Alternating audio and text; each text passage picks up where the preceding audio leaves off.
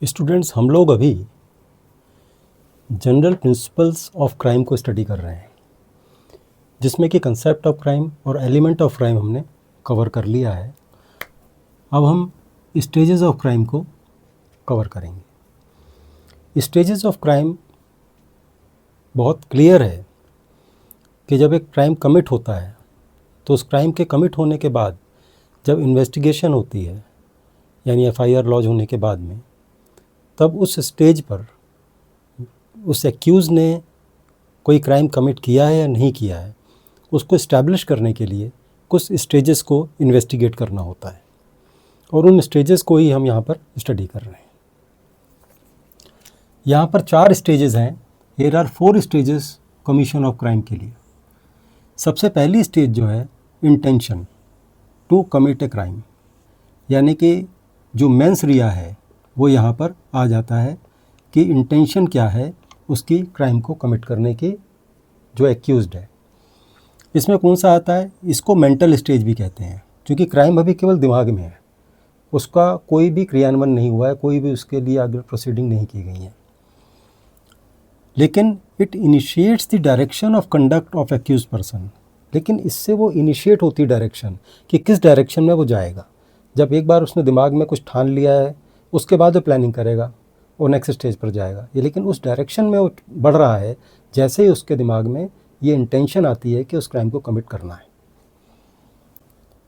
लेकिन mere intention to commit an offence not followed by any act can not constitute an offence. लेकिन केवल intention है, इससे अगले आगे कोई भी स्टेप नहीं उठाया, तो ऐसे केस में ऑफेंस कॉन्स्टिट्यूट नहीं होगा। Mere intention is not sufficient to constitute a offence, an offence. Since it is very difficult for prosecution to prove the guilty mind of a person, एक पर्सन के guilty mind को prove करना बड़ा मुश्किल है कि साहब इसने तो, एक पड़ोसी ने बी के अगेंस्ट में इस तरह का मन में ठान लिया है कि इसके घर घुस के मैं चोरी करूँगा। केवल ठान लिया है, मन में सोच लिया है, उससे प्रूव नहीं होता कुछ भी, क्योंकि प्रोसिक्यूशन के लिए बहुत मुश्किल होगा गिल्टी माइंड को प्रूव करना। और वैसे भी जो ये मेंस रिया के स्टेज है, हम पहले भी पढ़ चुके हैं कि स्ट्रिक्ट लायबिलिटी के केस में मेंस रिया इसेंशियल एलिमेंट नहीं है। अब हम सेकंड स्टेज पे आते हैं, that is preparation to commit a crime. पहले मेरी इंटेंशन थी टू कमिट ए क्राइम, अब मैं प्रिपरेशन कर रहा हूँ उस क्राइम को करने के लिए। मान लीजिए ए ने सोचा कि सी को मर्डर करना है, तो जब ए को मन में आया कि इसको सी को मर्डर करना है, तो उसके लिए अब क्या प्रिपरेशन कर रहा है वो कैसे उसे मारना चाहता है? पॉइज़न दे के मारना चाहता है, गला घोंट के मारना चाहता है, गन का यूज़ करके मारना चाहता है, या फिर चाकू से या किसी और अस्त्र से मारना चाहता है। तो वो उस प्रिपरेशन की तरफ जाएगा कि उस टूल को, उस इंस्ट्रूमेंट को परचेज़ करे। यानी अरेंजिंग मीन्स और measures necessary for the commission of offence. उस ऑफेंस को कमिट करने के लिए वो मीन्स और मेजर्स को अरेंज करेगा। उसमें गाड़ी भी हो सकती है, गाड़ी करना भी हो सकता है, कोई इंस्ट्रूमेंट, कोई एम्यूनिशन भी हो सकता है जो उसको वो परचेज करे। Law ignores as a general rule the act of preparation. जिस तरह से इंटेंट को लॉ ने इग्नोर किया है, वैसे as a general rule preparation को भी वो इग्नोर करता है लॉ। यानी कि प्रिपरेशन करने तक भी उसके ऊपर किसी भी तरह का क्राइम साबित नहीं होता है, कोई क्राइम उसके अगेंस्ट बनता नहीं, कोई ऑफेंस नहीं बनता है। It is only interferes when such preparation precludes the possibility of an innocent intention. केवल उस केस में जिसमें कि वो जो प्रिपरेशन है वो अपने आप में सफिशिएंट हो इस बात को प्रूव करने के लिए कि इसका इरादा जो है इस क्राइम को कमिट करने का था, और दूसरे कोरोबोरेटिव एविडेंस भी वहाँ पर जुड़ जाएं। यानी वो preclude the possibility of innocent intention, कि जिस बात को पूरी तरह से नकारा जा सके कि ये जो कार्य कर रहा था, जो प्रिपरेशन कर रहा था, वो किसी और इंटेंशन से भी कर सकता है।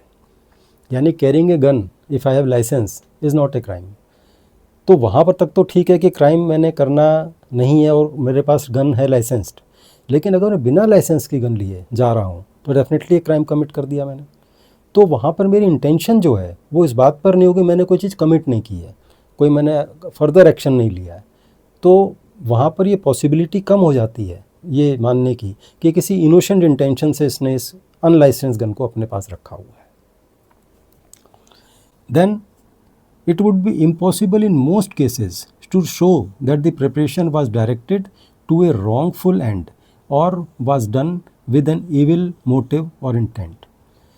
ऐसा मानना है कि जैसे इंटेंशन को प्रूव करना मुश्किल है, गिल्टी माइंड को प्रूव करना मुश्किल है, उसी तरह से एक प्रिपरेशन को भी इस बात के लिए चांसेस बहुत कम होते हैं प्रूफ के साथ में कि इस पर्टिकुलर इंटेंट के साथ में इस पर्टिकुलर एंड के लिए इसने इस प्रिपरेशन को किया है। तो कोर्ट में प्रूव करना उस चीज़ को मुश्किल होता है। क्यों? इसका बताया गया कि it is not the policy of law to create offences that in most cases it would be impossible to bring home the culprit और led to harassment of the innocent person. जो पॉलिसी ऑफ लॉ है वो इस बात को कहती है कि उसका पर्पस ऑफेंसेस क्रिएट करना नहीं है, और ख़ास तौर से उस मैटर में जहाँ पर कि क्योंकि अगर कोई ऑफेंस माना जाता है कि ऑफेंस हुआ है तो केस रजिस्टर्ड होगा उसका, उसके बाद उसका प्रोसिक्यूशन होगा। प्रोसिक्यूशन में चाहे वो उसकी इन्वेस्टिगेशन है, चाहे वो कोर्ट में जाएगा, वहाँ पर से कॉग्निजेंस कोर्ट लेगी इस बात का और उसमें इंक्वायरी भी कर सकती हैं, और फिर उसका ट्रायल चलेगा, और ट्रायल होने के बाद भी पॉसिबिलिटी उस केस को प्रूव करने की निल है। क्योंकि क्रिमिनल केस के अंदर जो इसमें जो टारगेट होता है वो ये होता है कि आपको केस बियॉन्ड डाउट प्रूव करना होता है, और जहाँ केवल प्रिपरेशन की है और कोई दूसरा एविडेंस नहीं है तो वहाँ पर केस बहुत कमज़ोर रहता है। वहाँ पर कल्प्रिट को ब्रिंग होम द कल्प्रिट का मतलब है कि उसको बिहाइंड द बार नहीं पहुँचाया जा पाएगा, उसको सज़ा नहीं दिलाई जा सकती। तो इसलिए जो पॉलिसी ऑफ लॉ है वो कहते हैं ऐसे केसेस को अवॉइड करो। और सेकेंडली, अगर इनोसेंट है वो बंदा तो उस केस में हैरेसमेंट है इनोसेंट पर्सन की, ये भी एक अपने आप में लीगल पॉइंट है। जैसे purchasing a gun is not punishable if है प्रॉपर लाइसेंस। गन परचेज़ की है, अपनी सेफ्टी के लिए की है, सेल्फ डिफेंस के लिए की है, और लाइसेंस मेरे पास है, तो वो कोई क्राइम नहीं है। चाहे मेरी इंटेंट किसी को मारने की है, लेकिन उसके बाद भी उसको प्रूव नहीं किया जा सकता, ना मेरे माइंड को पढ़ा जा सकता है, ना ही मैंने उसके आगे कोई ऐसा एक्शन किया जिससे कि प्रूव हो कि इस गन की इंटेंशन परचेज़ करने की इंटेंशन ये थी कि सी को मारना है। अब इसके बाद भी mayor preparation is punishable in following cases. लेकिन कुछ केसेस में, जैसे कि पहले वाले केस में इंटेंशन की बात आई थी, तो वहाँ कहा गया था कि जो स्ट्रिक्ट लायबिलिटी के केसेस होते हैं वहाँ पर इंटेंशन या मेंस रिया को काउंट नहीं किया जाता।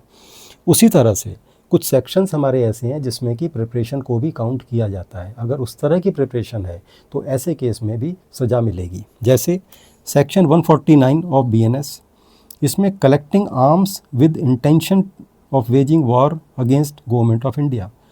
गवर्नमेंट ऑफ इंडिया के अगेंस्ट में वॉर वेज करने के लिए अगर आपने कोई परचेज़ किया है, किसी पर्सन ने आर्म कलेक्ट किए हैं, तो वो प्रिपरेशन की स्टेज भी पनिशेबल है। उसी तरह से कोई इंडिया की फ्रेंडली कंट्री है, उसके अगेंस्ट भी अगर कोई वॉर करने की इंटेंशन से कर रहा है तो भी वो पनिशेबल है, क्योंकि उससे फॉरेन रिलेशंस ख़राब होते हैं। दूसरा आता है सेक्शन 181 ऑफ BNS, मेकिंग और सेलिंग और in possession of instrument for counterfeiting coin. अगर काउंटरफिटिंग कॉइन है या फिर स्टैम्प्स, गवर्नमेंट स्टैम्प है, उसके लिए कोई आपने मेक किया हुआ है, किसी पर्सन ने उसको वो सेल करने की पर्पज़ से उसके पास हैं, उसके पोजीशन में वो इंस्ट्रूमेंट्स हैं जिससे कि वो बनाए जा सकते हैं, तो प्रिपरेशन की स्टेज में ही वहाँ पर उसके अगेंस्ट में क्राइम इस्टेब्लिश होता है और उसको पनिशमेंट होगी, सीवियर पनिशमेंट होगी। इसके अलावा से सेक्शन 310 है, मेकिंग प्रिपरेशन टू कमिट डकैती। अगर डकैती के हिसाब से भी कोई प्रिपरेशन की गई है, आर्म्स लगाए गए हैं, जोड़े गए हैं, 5 से ज़्यादा लोग वहाँ पर हैं उसको कमिट करने के लिए, तो भी वहाँ पर ऐसा नहीं कि डकैती पड़ जाए इस बात का इंतज़ार किया जाएगा, उससे पहले ही उसे अरेस्ट कर लिया जाएगा और उस पर केस चलेगा अटेम्प्ट टू डकैती। अब यहाँ पर प्रश्न आता है कि ये सारी चीज़ें जो ये हम सेक्शंस आए हैं, इन सेक्शंस के अलावा कुछ और सेक्शंस भी हैं। जैसे सेक्शन 154 है, 180 है BNS का, उसमें भी अगर आपने पर्सन ने कोई कमिट किया हुआ है, प्रिपरेशन की हुई है, तो वहाँ पर भी चांसेस, वहाँ पर भी उसके अगेंस्ट में केस बनेगा, यानी उसने ऑफेंस कमिट कर दिया है।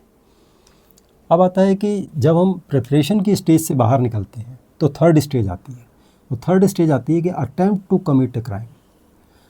मेरी इंटेंशन थी किसी को मारने की, उसके बाद उसके लिए गन खरीदी गई, और गन खरीदने के बाद में जहाँ पर वो रहता है, जहाँ वो है, उस लोकेशन में जाने का रेलवे टिकट लिया गया। अब यहाँ तक मेरी प्रिपरेशन है, हो सकता है वहाँ होटल ही बुक करा लिया गया हो कि वहाँ जाके रहना है एक पर्टिकुलर डेट को, ये प्रिपरेशन का पार्ट। अब इस यहाँ पर होता है कि attempt to commit a crime.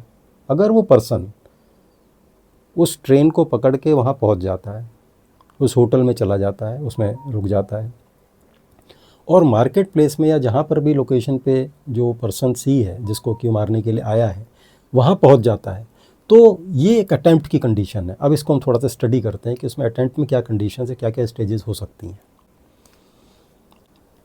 सबसे देखिए कि attempt is the direct movement towards the commission of crime after preparation is made. यानी कि गन ले ली है, टिकट बुक करा लिया है, होटल बुक करा लिया है, और गाड़ी में बैठ के वो उस पर्टिकुलर जगह पर पहुंच गया है इस इंटेंशन से। इसका मतलब है कि अब वो प्रिपरेशन की स्टेज के बाहर निकल गया है, यानी उसमें action towards committing a crime start कर दिया है।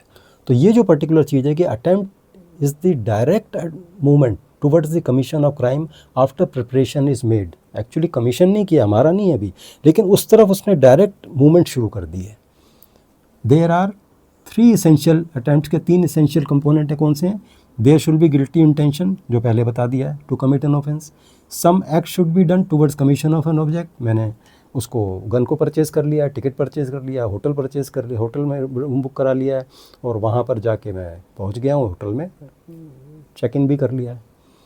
अब लास्ट है, act must fall short of the committed offence. Attempt जो है ना, एक्चुअल एक्शन से जस्ट फॉल शॉर्ट है, जस्ट एक स्टेप पीछे है कि अटेम्प्ट मैंने यहाँ पर करा है, यानी गन उस पर मैंने तान दी है, ये अटेम्प्ट आ गया कि अटेम्प्ट हो गया है। वहाँ पहुँच के होटल तक रुका हुआ हूँ, वहाँ तक अटेम्प्ट नहीं है, मैं उस तरफ बढ़ रहा हूँ, लेकिन अटेम्प्ट कमिट नहीं हुआ है। लेकिन उस प्लेस में पहुँच के और उस पर गन तान दी है, वो अटेम्प्ट हो गया। अब उसके बाद क्या हश्र होगा वो अलग चीज़ है। तो अटेम्प्ट से मतलब होता है just it is short of committing in, जो ऑफेंस कमिट करने के जस्ट पहले की स्टेज है, that is called this particular thing. कोई किसी को पॉइजन दे के मारना चाहता है, खाने में पॉइजन मिला दिया गया है, खाना उसके सामने पहुंच गया है, अटेम्प्ट कंप्लीट हो गया है। क्योंकि अब वो खाएगा और मरेगा, यहाँ अटेम्प्ट कंप्लीट हो चुका है। अब वो किसी तरह उसकी किस्मत अच्छी है, वो खाना गिर जाता है या खाना नहीं खा के पहले ही उठ जाता है, वो एक अलग बात है। लेकिन अटेम्प्ट वहाँ कमिट हो चुका है, चूँकि पॉइजन खरीदना और खाने में मिलाना, खाना उसके सामने रख देना, और यहाँ तक अटेम्प्ट कंप्लीट हो चुका है। लेकिन पहले केस में होटल में जाके रुकना का अटेम्प्ट कंप्लीट नहीं हुआ है, अभी वो प्रोसेस में ही है। अब क्या कहते हैं, when an act has gone beyond the stages of preparation towards achieving the intention, that law of attempt begins and criminal liability covers the act committed. Law of commend attempt है वो यहाँ से शुरू हो जाता है। अगर वो बियॉन्ड प्रिपरेशन की स्टेज से चला जाता है टूवर्ड्स अचीविंग द इंटेंशन, यानी वो वहाँ पहुँच गया है, खाना उसके सामने पॉइजन वाला सर्व किया जा चुका है, तो उसके बियॉन्ड जा चुका है।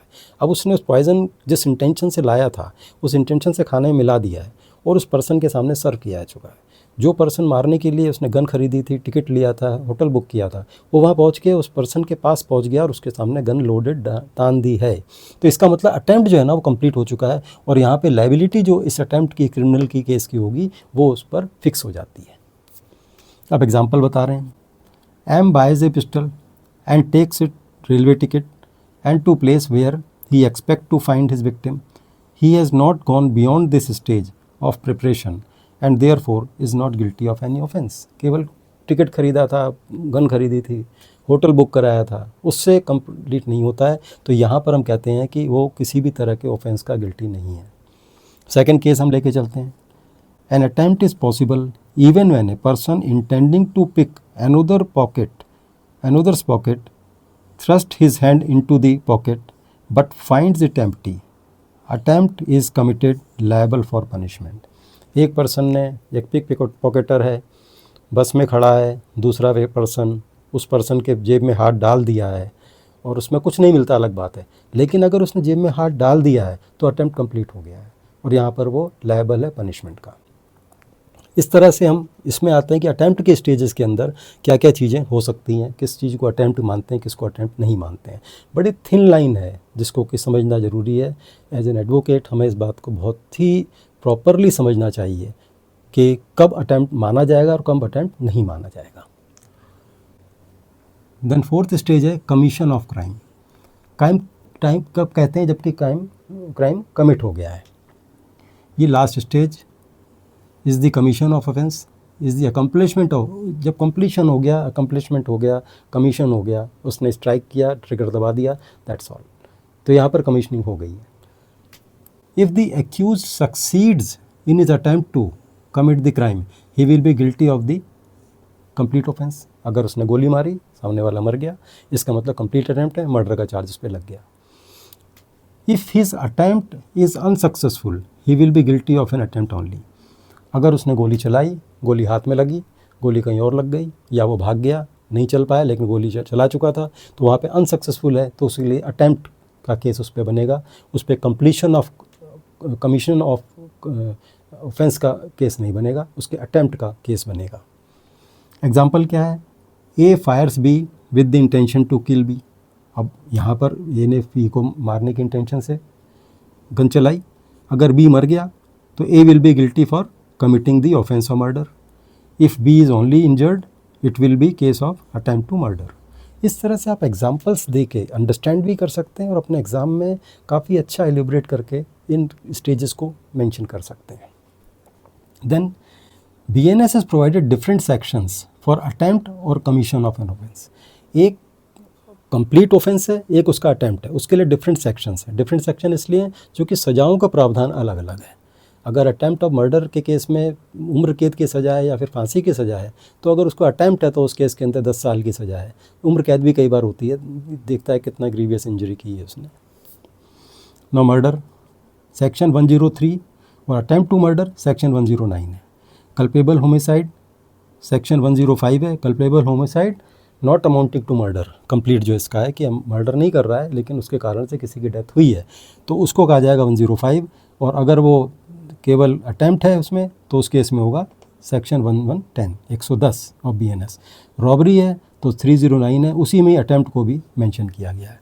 इसका मतलब है कि जो हमारा BNS है ये अटैम्प्ट को और उसके कमिशनिंग ऑफ ऑफेंस को दोनों को डिफरेंट सेक्शंस में डिफाइन करता है और डिफरेंट पनिशमेंट्स को वहाँ मेंशन करता है। तो इस तरह से हमने इन चारों स्टेजेस को देखा कि intention to commit a crime, preparation क्या होती है, अटैम्प्ट क्या होती है और कमिशनिंग ऑफ ऑफेंस क्या होता है। 4 स्टेजेस से कोई भी क्राइम कमिट होता है, कंप्लीट होता है। इसके अलावा एक एग्जांपल को हम थोड़ा सा एक लास्ट में चलते हुए ख़त्म करते हैं ताकि बेटर अंडरस्टैंडिंग हो जाए। B comes to know that A intends to shoot C the next day at the particular place at 8 PM. B informed the police about it। क्या क्या पॉसिबल आउटकम है? चूँकि B को पता लगा कि जो A है वो C को मारेगा कल 8 बजे किसी पर्टिकुलर प्लेस पे, उसने पुलिस को बता दिया। पुलिस वहाँ पहुँच जाती है। यहाँ 3 सर्कमस्टेंस बन सकते हैं। पहला सर्कमस्टेंस है ए जो है, जो कि मारने गया है वहाँ, उसको पुलिस पहले ही पकड़ लेती है और उसके पास से लोडेड गन बरामद कर लेती है उसी प्लेस पे। यहाँ पर कोई भी चीज़, उसने कुछ क्राइम नहीं किया है, जस्ट वो लेके आया वहाँ पर। इसके अलावा उसने कोई एक्शन नहीं किया है, कोई ऐसी चीज़ नहीं, या कोई एक ऐसा कोई भी उसका इवेंट नहीं हुआ जिससे कि लगे कि उसे मार रहा है, मारना चाहता है। तो यहाँ पर कोई भी ऑफेंस कमिट नहीं हुआ है।